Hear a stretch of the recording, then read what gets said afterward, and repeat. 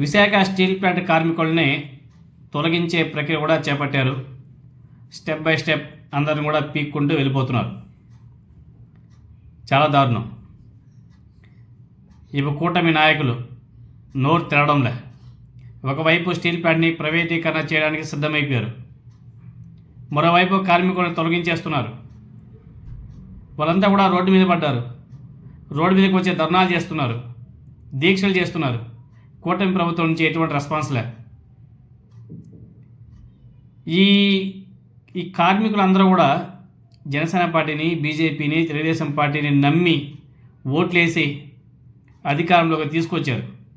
ఎందుకు ఏమో, కూటమి అధికారంలోకి వస్తే స్టేట్లోనూ సెంట్రల్లోనూ ఒకే విధమైనటువంటి గవర్నమెంట్ ఉంటుంది, స్టీల్ ప్లాంట్ ప్రైవేటీకరణ చేయకుండా ఆగిపోతుంది. ఎందుకంటే చంద్రబాబు నాయుడు గారు ఆల్రెడీ హామీ ఇచ్చాడు ఎన్నికల్లో భాగంగా. పవన్ కళ్యాణ్ కూడా హామీ ఇచ్చాడు, స్టీల్ ప్లాంట్ బాగోగులన్నీ చూసుకునే బాధ్యత మాది, ప్రైవేటీకరణ కాకుండా చూసుకునే బాధ్యత మాది, మాకు మీరు ఓట్లేసి గెలిపించాలని చెప్పేసి పదే పదే చెప్పి ఓట్లు వేయించుకున్నారు. ప్రజలైనా సరే ఒకసారి ఆలోచన చేస్తారు కదా. ఎందుకంటే స్టేట్లోనో సెంట్రల్లోనో ఒకే రకమైన ప్రభుత్వం అధికారంలో ఉంటే మేబీ ప్రైవేటీకరణ ఆగిపోతుందని చెప్పేసి ఎక్స్పెక్ట్ చేసుకొని పొలోమని వెళ్ళి ఓట్లేశారు. బట్టలు చింపుకొని మరీ జనసేన పార్టీ, తెలుగుదేశం పార్టీ జెండాలు మోసారు, అధికారంలోకి తీసుకొచ్చారు. అధికారం చేపట్టే 10 నెలలు అవుతుంది. ఇప్పటివరకు ఏ ఒక్క నాయకుడు కూడా, అటు ముఖ్యమంత్రి కానీ, అటు డిప్యూటీ చీఫ్ మినిస్టర్ కానీ, అటు నారా లోకేష్ కానీ ఎవరు కూడా స్టీల్ ప్లాంట్ గురించి మాట్లాడడంలే. ఒకవైపు ప్రైవేటీకరణ చేయడానికి సిద్ధమైపోయారు, కార్మికుల్ని రోడ్డుని పడేశారు, అంతా కూడా పీక్కుంటూ పోతున్నారు. ఒకరు కూడా నోరు కూడా తెరవడంలే. దీనికి సంబంధించి ఒక ఉక్కు కార్మికుడు ఏదో మాట్లాడాడు. ఒకసారి ఆయన మాటలను మీరంతా కూడా ఒకసారి వినండి. నా ఆవేదన తెలియజేయాలి. నేను ఒక జనసేన పార్టీ, ఒక తెలుగుదేశం పార్టీ కార్యకర్త గొడ్లు చింపుకొని పనిచేశాను పవన్ కళ్యాణ్ గారి గురించి. కానీ ఈరోజు ఓటు ఎందుకు వేసాననేసి చాలా మనోవేదన బాధపడుతున్నా. నేను ఎందుకంటే పవన్ కళ్యాణ్ గారు అంటే నాకు చాలా ఇష్టం. గాజువాక్ వచ్చి విశాఖపట్నం స్టీల్ ప్లాంట్ ని కాపాడే బాధ్యత నాది అని చెప్పారు. చాలా మంచిది, సంతోషం. ఈ కూటమి ప్రభుత్వం వచ్చిన తర్వాత 13,000 కోట్లు, 13,300 ఇచ్చారు. ఇస్తే నేను ఓన్లీ కేవలం ఇప్పుడు ఒక కార్యకర్తగా మాత్రం మాట్లాడుతున్నాను. ఇదే అపోజిషన్ పార్టీతో మీ ప్రభుత్వం ఉన్నప్పుడు ఇచ్చారా? ఇవ్వలేదు. మా ప్రభుత్వం ఇచ్చిందని నేను డిబేట్ చేశాను. ఈ ఇచ్చినటువంటి డబ్బులు స్టీల్ ప్లాంట్ అభివృద్ధికి, కాంట్రాక్ట్ కార్మికులకి అభివృద్ధికని నేను ఎంతో ఆశపడ్డాను. మరి ఒక పక్క నువ్వు డబ్బులు ప్రకటించావు, 1,505 మంది నేను విఆర్ఎస్ పేరుతో వాలంటీర్ రిటైర్మెంట్ తీసేసావు.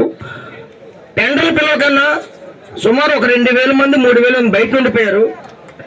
ఎటువంటి నోటీసు లేకుండా 288 మంది నువ్వు అకారణంగా తొలగించావు. ఓటేసిన పాపానికి మీరు డిప్యూటీ సీఎం అయ్యారు, ముఖ్యమంత్రి గారు అయ్యారు.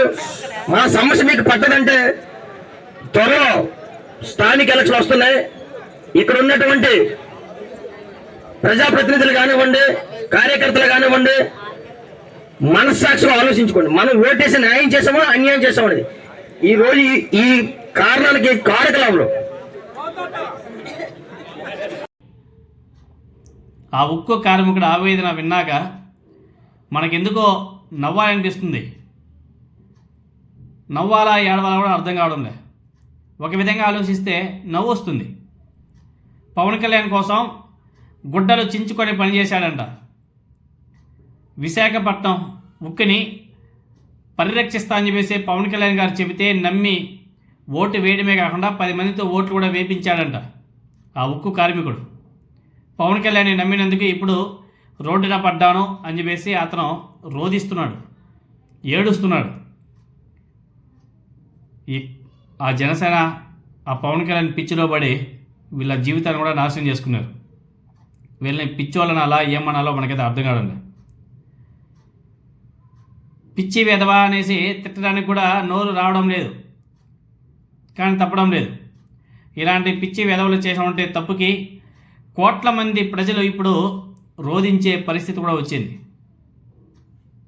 కోట్ల మంది ప్రజలు రోధిస్తున్నారు. వాళ్ళ బాధలు చెప్పుకోవడానికి ఎవరు చెప్పుకోవాలో అర్థం కాని పరిస్థితి. నమ్మి ఓట్లేసాం, నమ్మించి మోసం చేశారు. ఈరోజు నారా చంద్రబాబు నాయుడు గారు స్టేట్మెంట్ ఇచ్చాడు. అధికారంలో లేనప్పుడు మేము ఏదో ఊహించుకున్నాం, చేసేద్దాం అనుకున్నాం, అందుకని చెప్పేసి మేము సూపర్ 6 ప్రచారం చేశాం. అధికారం చేపట్టిన తర్వాత లోపల ఏమీ లేదు, సూపర్ 6 అమలు చేసే పరిస్థితే లేదు, సో సంపద సృష్టి జరగడం లేదు, కాబట్టి సూపర్ 6 అనేది ఇవ్వడానికి చాలా కష్టంగా ఉంది అని చెప్పేసి ఈరోజు నారా చంద్రబాబు నాయుడు గారు చాలా స్పష్టంగా చెప్పాడు.